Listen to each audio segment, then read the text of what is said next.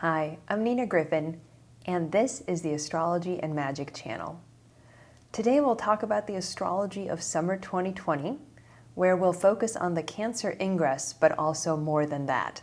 So think of this as a nice 3-month overview of, well, this summer. All right, before I get started, I just wanted to say thank you to all of my patrons. If you are not yet a patron and would like to be one, you can go to patreon.com/Nina Griffin. Patrons get early access to astrology and magic videos. At the higher tiers, we do a monthly Q&A talking about astrology and magic, where I answer your questions. And then at the highest tier, patrons also get access to my monthly magical elections document with the most favorable dates and times, as well as supporting information for your astro-magical needs. All right, let's get started. So first we'll talk about the Cancer Ingress. If you're not familiar with Ingress charts, they are simply horoscopes for the moment that the Sun enters the first degree of a cardinal sign. Interestingly, to this day, the first day of each season, spring, summer, fall, and winter, actually corresponds to the day that the Sun enters each of these cardinal signs. So since a very early time in astrological mundane history, astrologers have cast charts for this moment, for a particular location. Now, obviously, the location of the planets is going to be the same in terms of longitude and sign worldwide.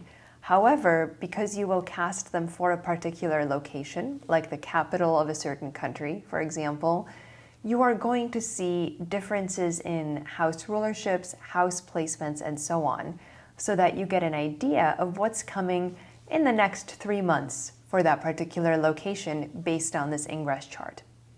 Now, we had the Aries ingress that was in late March this year, and it's now time for the next cardinal ingress because summer has begun, and so this would have been, it's usually, in the 20th or so of June.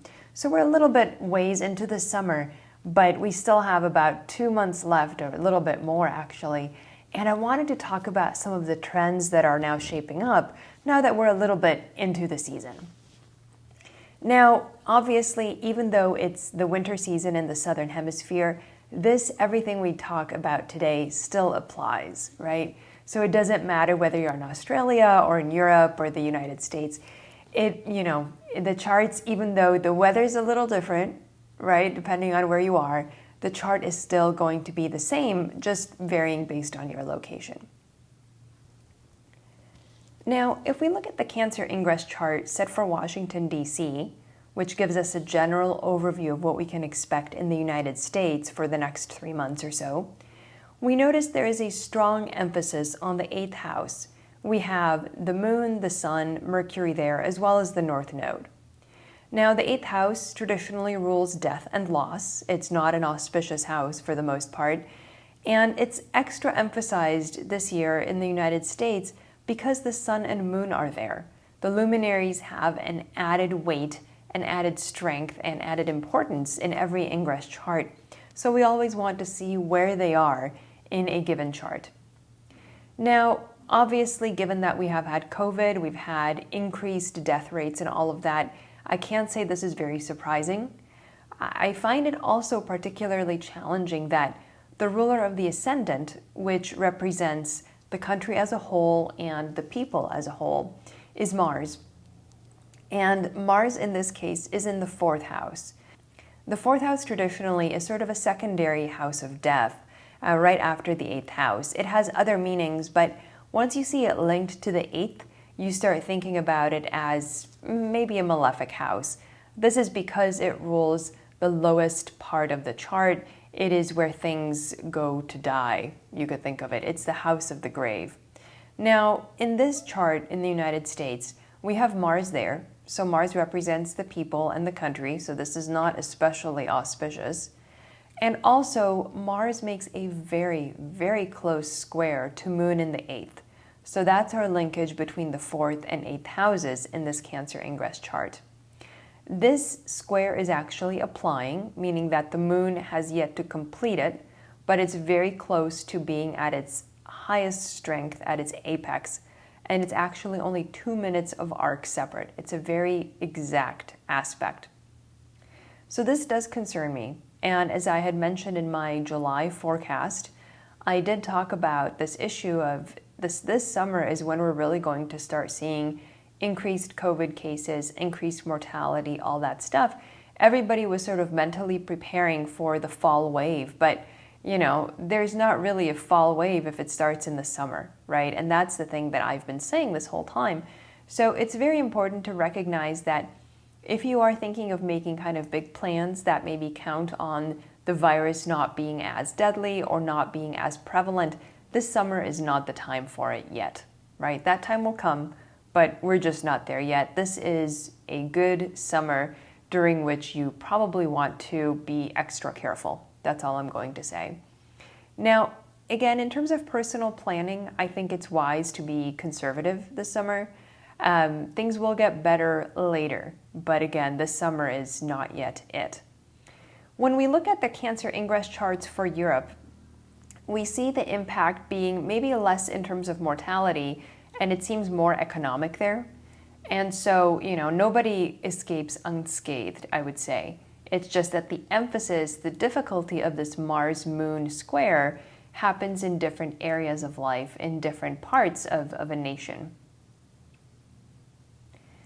Now, I also looked at places in the world where that tight Moon-Mars square was close to the angles. The idea is that in those places where the Cancer Ingress has the Moon and Mars angular, those areas are going to be especially impacted and active this summer. One such place is Hong Kong, where, as you probably know, major changes are happening this summer, and I think we can expect violence, whether public or hidden, is going to occur. I think that is quite certain. The other places that I noticed it was angular in that general part of the world is Manila and Shanghai. Also, much of Central Eastern Africa. So these are all places that are going to have, you can look at violence, natural disasters, and extreme weather, including earthquakes, as well as political turbulence. So this is definitely going to be an intense summer. Certainly Mars has the signification of fire, so we can think about this as well as just from a very practical perspective. This summer could cause a lot of wildfires, that kind of thing. So it's important to recognize that, especially if you live in an area that's likely to be impacted. Now, I also wanted to talk about major aspects of this summer because they also serve as backdrop for this whole season. As I talked about in the July forecast, Mercury will square Mars pretty much all of July.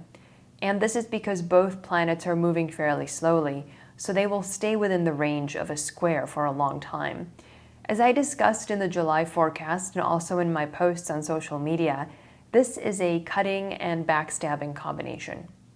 So what we're really starting to see is that people are taking advantage of extraordinary circumstances to settle personal scores, right? There may not be a need to be stabby, but I think people are saying, oh, well, times are hard. Let me do this. I would also point out that Mercury is in a mute sign in Cancer. All the water signs are considered mute signs. So a lot of the activity that we're seeing will occur in silence, although still fairly publicly, because Mercury is actually oriental of the sun. So he's visible, he's just not talking. So a lot of what I'm talking about will happen and is already happening. It's just happening without much discussion. Certainly in the United States here, we've seen a lot of cutting of jobs and programs and all sorts of things, including by entities and people who clearly have the money to sustain it. It's just, as they say, no crisis will go to waste. And so in cases where institutions and organizations were already wanting to make cuts, it seems like they are taking advantage of these times to make these changes. In August, this is when things really start to get real, in my view. Mars is, of course, in Aries. He starts to slow down, and he pretty much all month, he will square that trio in Capricorn all month. So Jupiter, Pluto, and Saturn in that order. Again, because this is going to be a reactivation of the Capricorn placements we saw earlier this year, we will see a dangerous growth in COVID cases. And I think I will go out on a limb and say that this will happen in a lot of places. It won't just be the United States, but it is going to be really kind of worldwide. Now, the levels will be different because every country will deal with this differently. But I do think that we are going to see a return, or at least a partial return, to things like lockdowns and other Capricornian measures to try to keep the virus infection in check. I think that we will also see violent repression in many countries. My advice this summer, in general, is to be smart and stay safe, whether you're talking about human or viral opponents. This is because Mars square Saturn, as I explained in my other videos, is really kind of like a vise tightening to the point of extreme pain, right? So Saturn applies the pressure, Mars applies the force or the violence, and you really don't want to get caught in the middle of that. Really stay well away from anything that could be harmful to your personal safety and health. Now then, as we get into September, the end of summer, it feels more like a wind-up. What I mean by that is that there's kind of a temporary pause where all those Mars Capricorn planet aspects are over. And so you may think that things are maybe improving, but really what's happening is that the enemy or the opponent is just pulling back for another swing. So things are not yet done, and they won't be done until all those aspects are completed. So my recommendation would be not to get complacent in September. I don't think it'll be a particularly fun time. I don't know if the temptation will be there, but just be aware that this period is going to go on for a little bit longer, right? Well into fall.